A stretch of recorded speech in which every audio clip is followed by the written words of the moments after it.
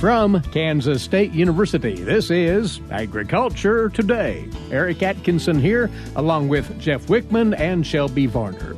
During the first half hour, Jeff has the helm. He'll talk with K-State's Glynn Tonsor about the cattle markets. Glynn will provide an update from his Meat Demand Monitor survey of beef consumption across the country, saying that the beef industry needs to watch out-of-home dining trends very carefully in the weeks ahead.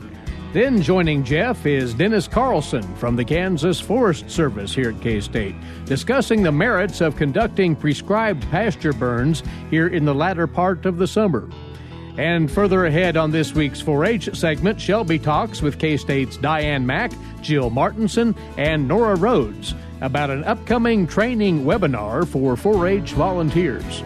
All this and more next on Agriculture Today.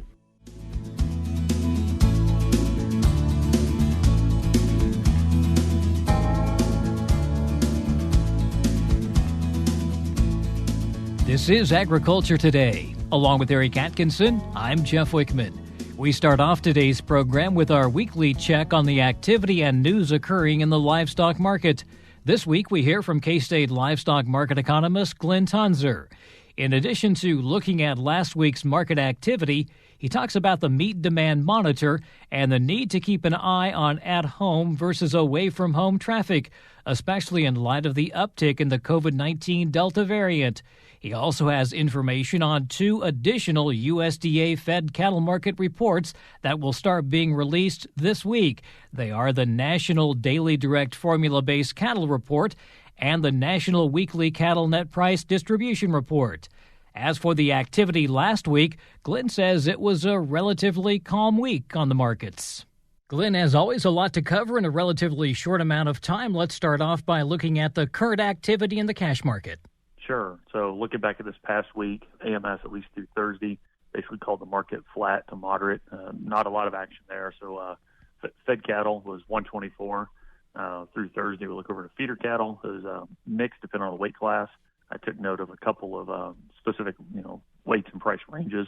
So AMS called the Pratt market 6 to 7 weight series in the mid 160s, so 164 to 168, and then the 8-9 weight, 150 versus 160. To round this out, let's quickly summarize, Jeff, exactly where the futures was. So August live cattle was right under 123, which is a nearby contract at the moment, and likewise August feeder cattle was just below 160.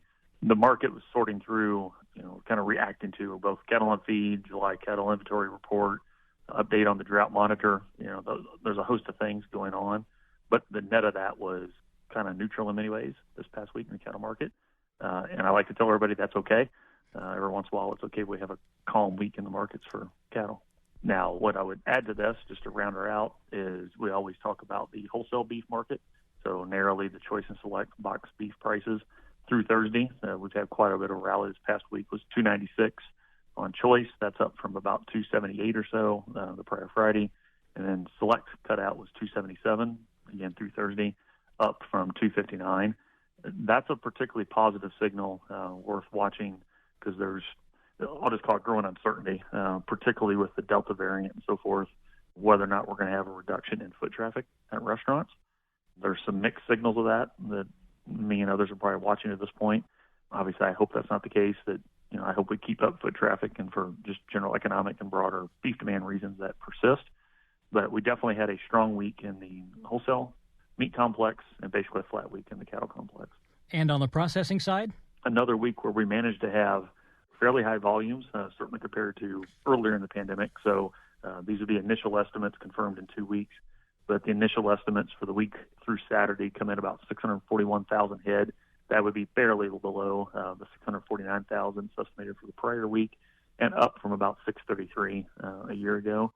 It's going to be hard for us to get above that 660, 670 number, I think, for several reasons. But nonetheless, we keep being in that mid-60 at 600 level, and that's nice to see. We should not take it for granted. Continue to hear anecdotal comments about labor challenges, both direct and indirect from COVID, keeping labor in the plants, which obviously holds us back on our throughput a little bit. But it's a fairly positive story that we continue to have in that mid-600 range processing volumes. You have been out of the office, and you're getting ready to release another July Meat Demand Monitor report? That is correct. So the only else me being out of the office is I'm a few days behind for our listeners. So I did close the data collection in July, as scheduled and so forth. I'm just a few days behind the analysis. But in the days ahead, we can look forward to that. As noted, it's always posted to our Ag Manager website once that's done and USDA approved and the like. I will note here in advance of that, just while it's my slot on the rotation for the radio, one of the things that is in that meat demand monitor effort is, back to my foot traffic comment, is we ask them, we call them prior day meals, Jeff, but we ask people to recall what they did the day before. So breakfast, lunch, and dinner. And first of all, did you have each of those? Because some people skip a meal. Secondly is, where did you have it? And we frame that as at home versus away from home. And when you aggregate that over about 2,000 people that complete that every month for us, basically we have a by meal barometer of how many meals are being consumed at home. And as a quick reference for our listeners here, last spring, it was in the spring of 2020, that's when we had the spike in at-home meals and the drop in away from home. And most of the signals as we progress through 2021 have pointed to a recovery in that away from home traffic, which has been supportive, right? Obviously, restaurant owners like that, but collectively that's good for the meat situation as well, because some products tend to historically sell better through restaurants. I'm belaboring that because the Delta variant, and with that discussion about, additional economic restrictions or just general consumer caution, both are on the table. And I'm hoping that we'll see in the July meat demand monitor some more data-driven evidence whether or not that foot traffic's slowing or not. So watch for that in the upcoming report. Uncertainty always kind of messes with the markets, doesn't it, when we're not exactly sure what may be coming ahead? It does, and this sounds a little bit academic-y, but it is an accurate statement, is we all make decisions in a realm of uncertainty. Nobody has 100% information on anything. That said, I do think it's important we use data-driven resources to mitigate some of that uncertainty, to make us a little more comfortable with our decisions. And Jeff, that's a good segue. I'm glad to use the term uncertainty, but the last thing on my list I want to spend a few minutes with you here was noting an adjustment, and it's really an enhancement that USDA AMS has announced. So this past week, they announced, partially in response to the calls for quote-unquote more transparency in the cattle markets, there's going to be 2 additional reports they start releasing here the week of August 9th. Before I lose anybody in the details, the main punchline is there are 2 additional reports added that, as I understand it, will not displace anything else. So any marginal value they offer is additional information that market participants, whether you're a feedlot producer or whoever you might be, they can take advantage of that. So I see this in general as a good thing. The first of those reports, they've labeled the National Daily Direct Formula Base Cattle Report. And yes, it's a mouthful, but the base point of that, as I understand it, and it'll be easier once we see a release or two, but the general discussion is to gain and share more information on the base prices that underlie fed cattle transactions that might occur via formula grid or other contract weeds, so things that aren't spot negotiated in particular. There's been several calls for that. They're going to release daily versions of that, which will be national, because there's probably not enough volume and variation by region to be able to print that and protect confidentiality. However, general press announcements have said AMS plans to release weekly and monthly versions that might give us a more regional flavor, see how Kansas is different than Texas is different than Iowa and the like. So I'm optimistic in the weeks ahead. We're going to understand more about the base prices in terms of just general base reporting now with AMS than we've had in the past. So that's update number 1 for you, Jeff. The second report, which is also in that same general announcement by USDA, was a report they've titled National Weekly Cattle Net Price Distribution. And the key price distribution term is what I want to hone in on, is the intent, as I understand it, on that report is to present the volume of cattle that would be occurring at different agreed-upon price levels. So some cattle sell for higher prices for various reasons. They might carry other traits that are desirable, maybe higher cost of production and the like. Other cattle tend to sell for lower prices. Maybe they have some adverse trait or less desirable attribute. And this will give us a flavor of, the share of cattle and the overall volume of cattle occurring at different price points. That's been called for in several ways, just to help us better understand not just an average or a weighted average price, but the distribution around prices. And I won't be surprised, and this is forecasting a little bit because we haven't seen the reports. I think, again, they come out this coming week for the first time. I anticipate to see a large volume occurring in a fairly narrow, so think a $2 to $4 price range. And I would encourage market participants to not necessarily overreact to that. If the vast majority of an animal's value is from a base beef, high quality, but not any more specifics or breakouts than that, then we would anticipate a reasonably narrow price range. So don't get too frustrated if a big chunk of the reported transactions are occurring in a narrow price range. That in itself isn't a bad thing. Just kind of affirming that anecdote or that presumption has a lot of value, kind of an additional look behind the curtain, so to speak. So there's a lot of updates in that for you, Jeff, but the punchline would be I encourage our listeners here to watch for that. Again, the week of August 9th, they're going to start being released. The key distinction between what packers report to USDA and what USDA is able to publish or quote-unquote print to the general public must be kept in mind. USDA is basically in the process of publishing or printing additional information. Those enhancements are being made without changes in what packers have to report or in what the form looks like in that reporting process. That might sound like lawyer speak, but there is an important difference for those that are tracking this pretty highly watched situation these days. And my end of June Senate hearing, and I wasn't the only one, but my remarks for those that have watched that were speaking to that. And these are some examples of the enhancements that I think USDA deems are feasible, and I do hope they help the marketplace in general. Well, I know you like data, so is this something that you will be able to use as well? I sure hope so. I anticipate the answer to that yes, Jeff. So basically it's an expected yes, but I'm sort of magnifying the announcement in our time here today. The week of August 9th is the first time they're going to be released, and in pure data junkie fashion, I have to get my hands on the data for a couple of weeks before I can tell you a little more confidently. But I do anticipate it to help me and other market analysts. That's K-State Livestock Market economist Glynn Tonsor. You can find additional information and analysis on agmanager.info. That's agmanager.info. You're listening to Agriculture Today.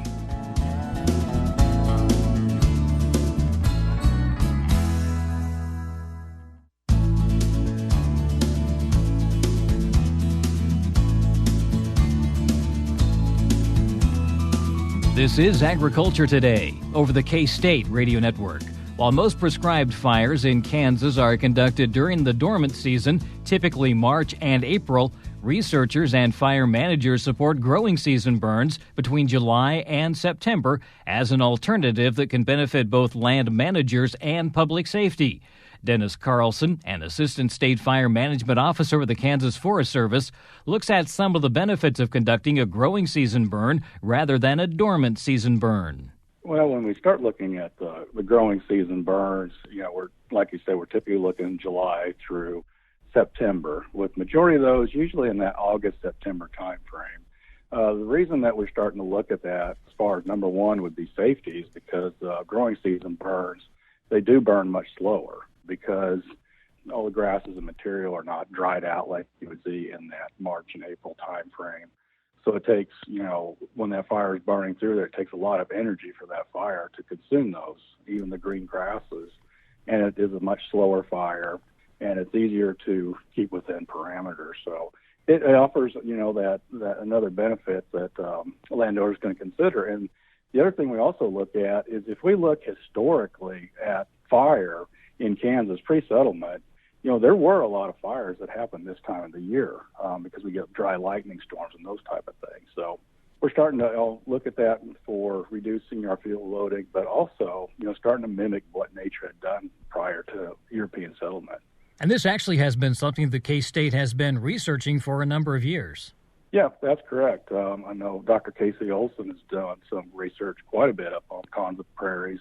There's a lot of research that K-State does up on the Kansas prairies. So, they're looking at it, and they're mimicking kind of that nature, what it was historically when that fire typically would have went through Kansas, and seeing, if we do move to the, that timing of year, how the grasses respond and how other things respond to that. That's what they're really taking a good hard look at that. This can also be a management tool as well then? Yeah, sure can. When we start looking at, when I look at this time of the year, I look at more at fuels reduction. And what we see, is, if a person doesn't burn for a really long time, you'll start seeing a buildup of each year's fuels. And you might start seeing cedar or other trees starting to encroach in there, and you just get a heavier and heavier fuel loading. And if we don't take care of that, what can happen then is in the spring, in that March, April time frame, February, when our winds are howling and when the humidities are really low and we hit a really hot day, we can get a wildfire. And those wildfires move so quickly through that heavy fuel loading. They get in those volunteer seeders out there, causes more spotting, more embers, and it just is much, much harder to control for our firefighters. Is this also something that needs to be done on a regular schedule then? Typically, when I look at, prescribed burning, now, people do landowners prescribe burn for a lot of different reasons.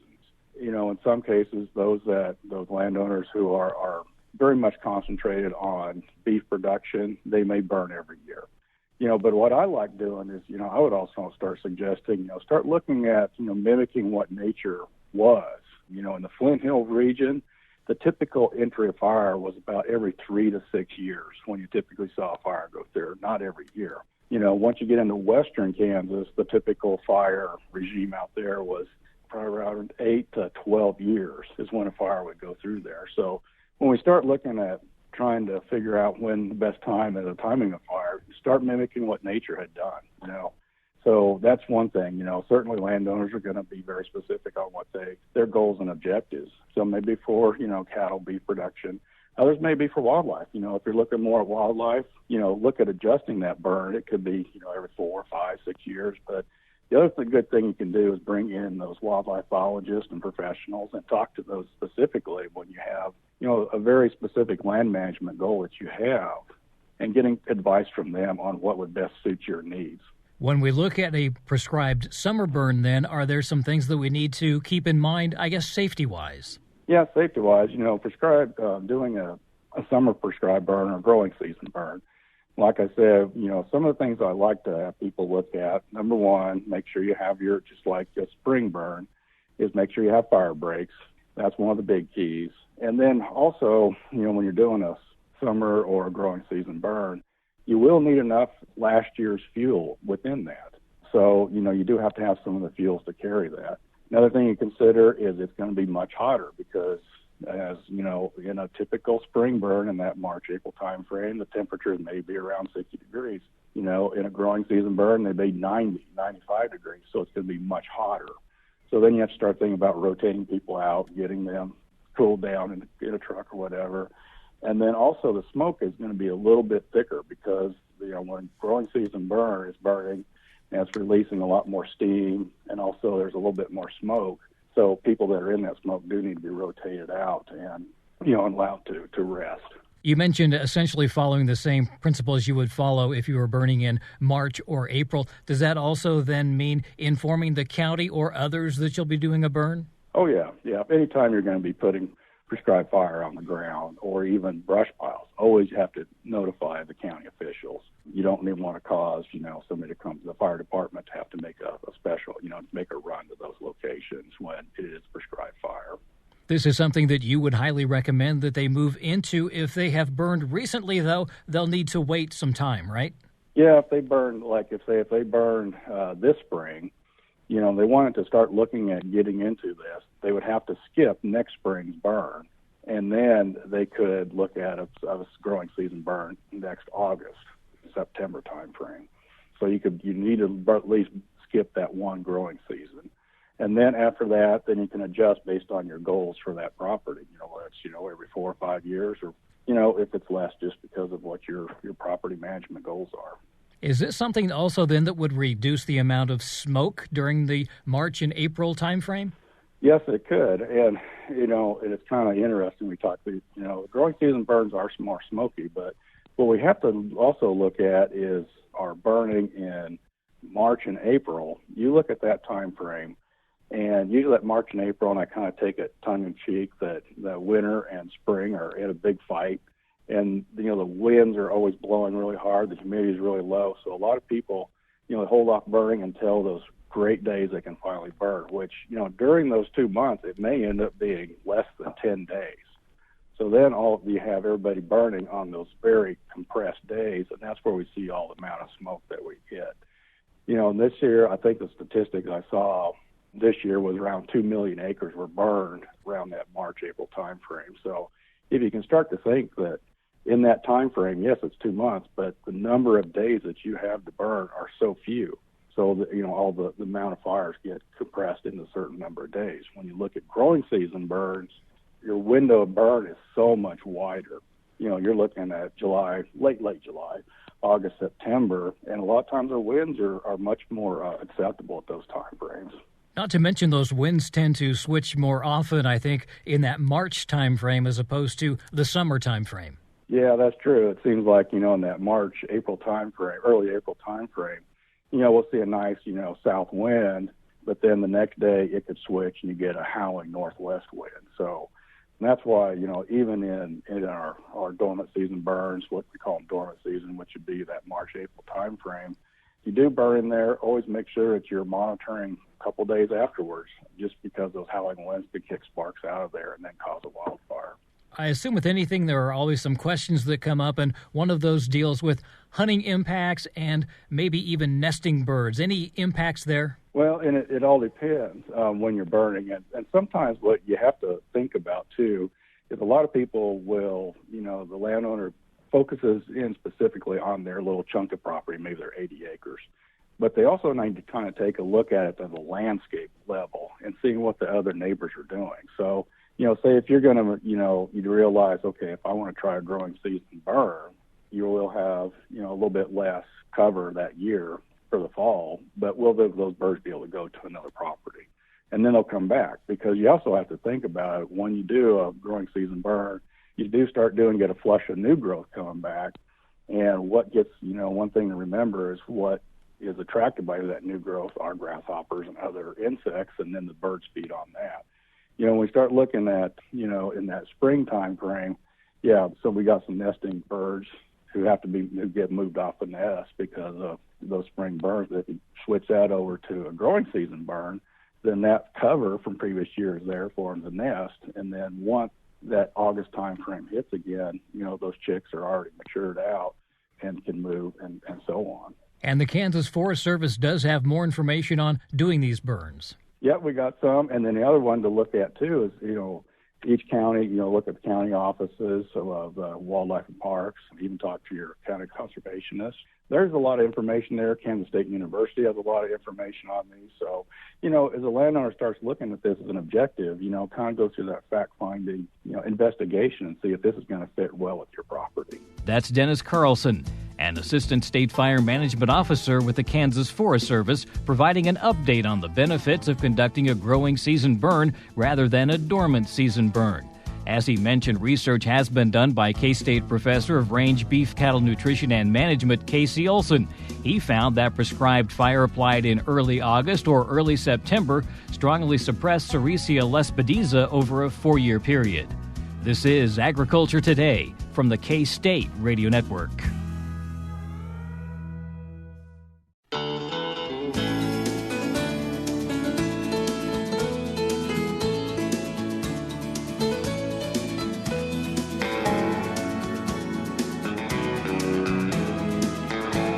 Broadcasting from the campus of Kansas State University, this is Agriculture Today. And welcome back. Eric Atkinson with you.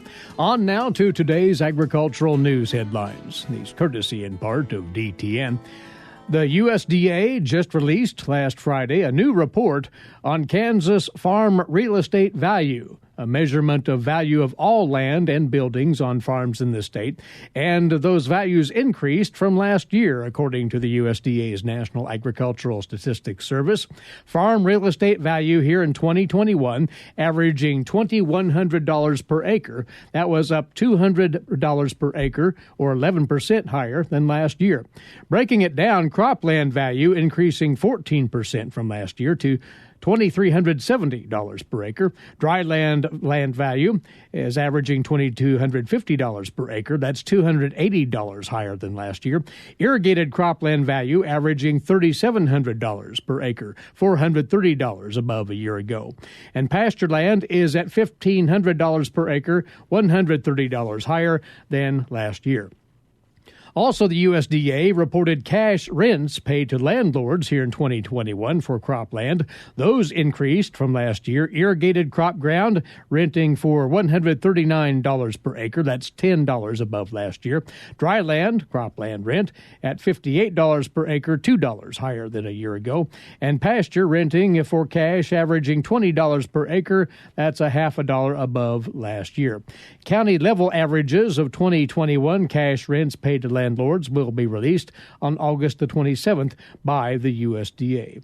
And just to note, the Kansas county-level cropland lease rates compiled by K-State's Greg Ibendahl are found at agmanager.info for comparison purposes if you're interested. U.S. agricultural products are doing very well in world markets and doing better than some had expected, according to this report from the USDA's Gary Crawford. In its monthly Ag Trade Update, USDA tracks export sales of about 30 ag products, and in the new update covering the first 9 months of this fiscal year, not one thing in the 9-month period year to date is down from the previous year. That's USDA Ag Trade Updater, economist Bart Kenner, and he says add up the sales numbers October through June, you get a total of $134.6 billion, up 28% from 2020. USDA's been forecasting we'll hit $164 billion by the time the fiscal year ends September 30. And Bart Kenner says, obviously, we should be on track to meet that forecast. To do that, we'll need to average about $9.8 billion a month for the rest of the fiscal year. Gary Crawford for the U.S. Department of Agriculture.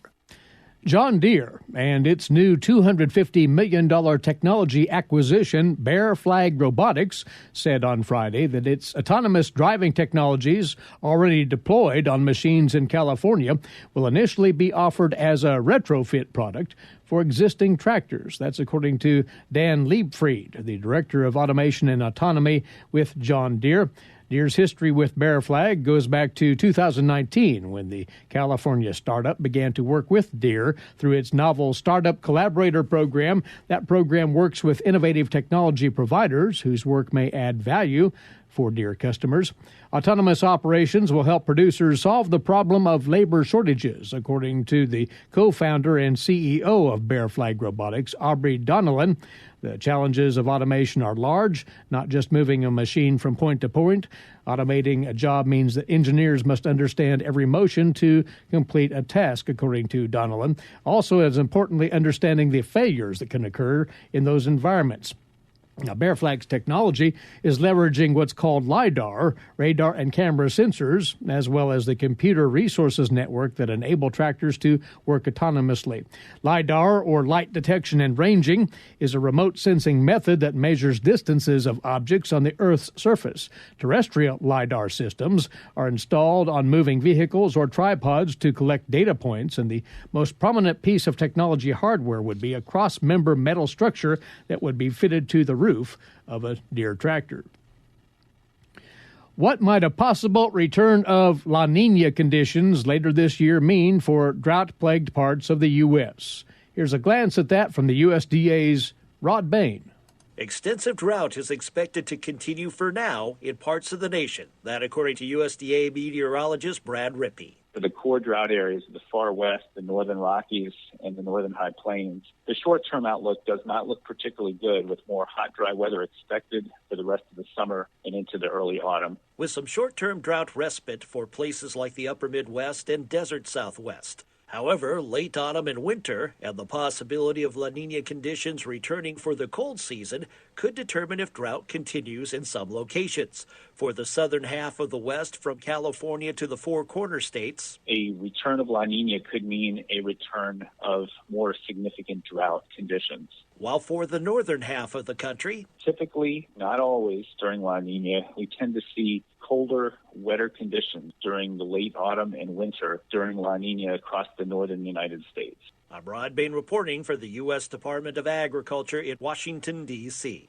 And glancing at the K-State agricultural events calendar, the university's Kansas River Valley Experiment Field will be hosting its Fall Field Day. That's coming up very soon. Tomorrow evening, as a matter of fact, August the 10th, 5 o'clock sharp at the Rossville Field, which is 1 mile east of Rossville along U.S. Highway 24. The topics to be discussed there: comparing soil health measurements on a long-term tillage study, research updates involving strategies to manage weed control in soybeans, and managing soybeans to increase yield and quality likewise, as well as a look at Operation Weed Eradication. There will be the catered barbecue meal sponsored, and the Shawnee County Extension Office is taking reservations to get that meal count. 785-232-0062. Call them right away. 785-232-0062. K-State's 2021 Fall Field Day at its Kansas River Valley Experiment Field just outside of Rossville. Tomorrow evening at 5 o'clock sharp. And a quick reminder that Kansas State University and the Kansas Livestock Association have planned 3 field days to help you cow-calf producers enhance your ranch management strategies. Those field days are set for next week, August the 17th near Satanta, August the 19th and Sterling, and the following week, August 24 at Eskridge. Excellent educational sessions for cow-calf producers, economics, management practices, cattle health, and industry updates will all be covered there. All of the information on the specific field day sites and how to get there can be found at ksubeef.org. And you can click on the event date under the upcoming events there at ksubeef.org. We'll be telling you more about those as those field days get closer. You're listening to Agriculture Today.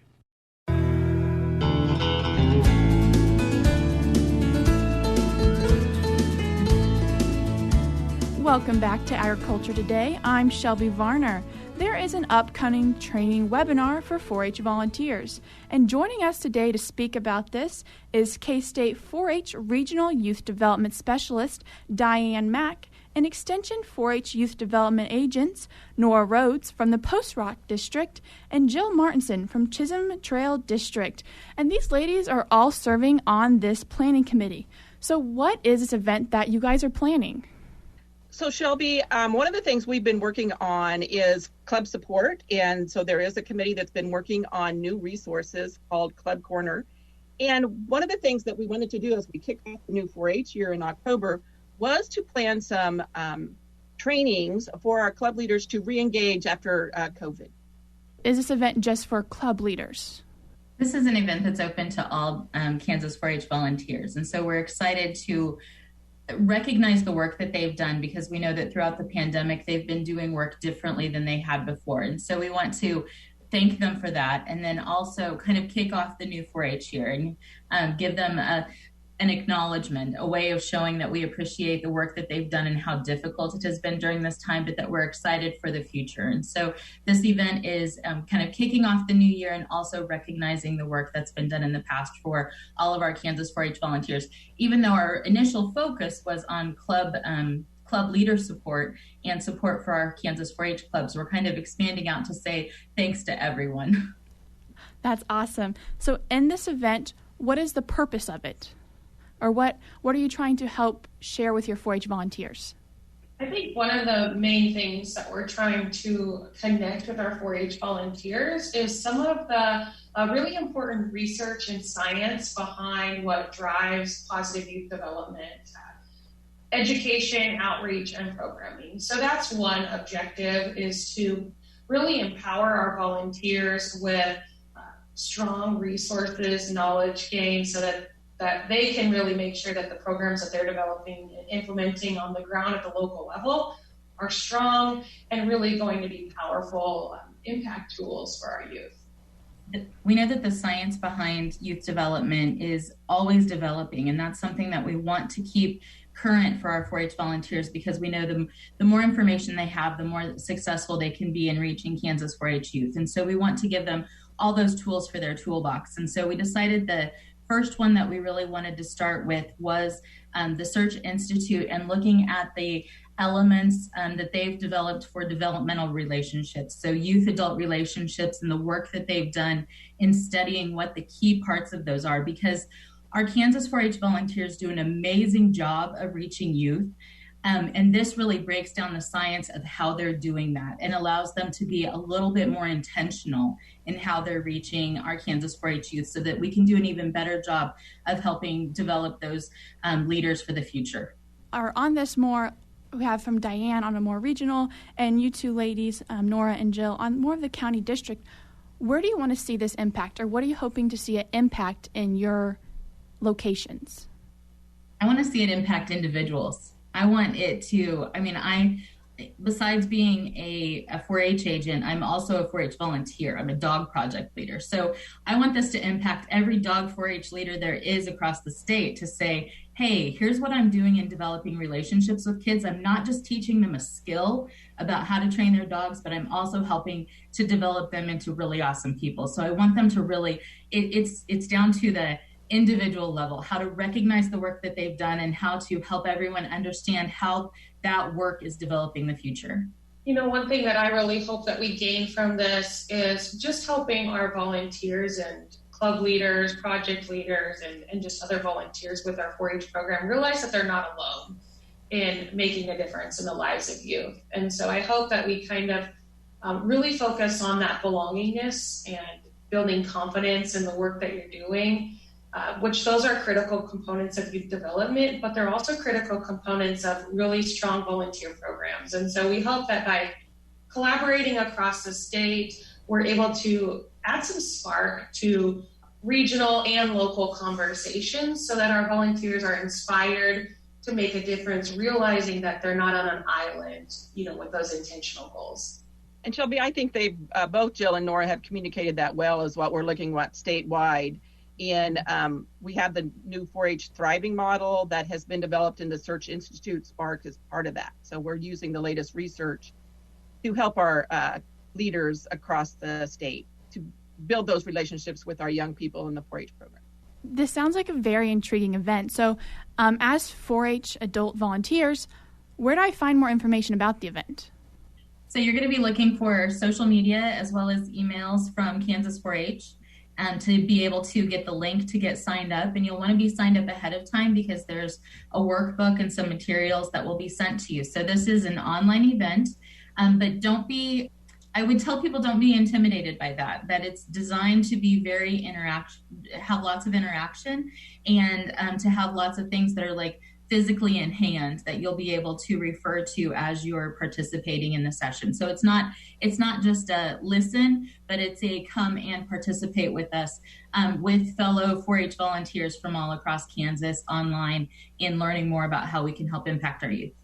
Does this event have a keynote speaker I get to listen to? Absolutely.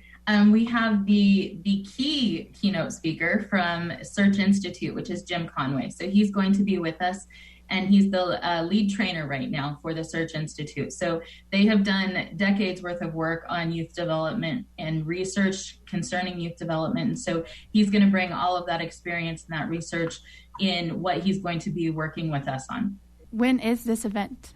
This is on August 24th, and it will be online, and it will start at 7:00 p.m. in the evening. So we'll welcome you on a little bit earlier than that.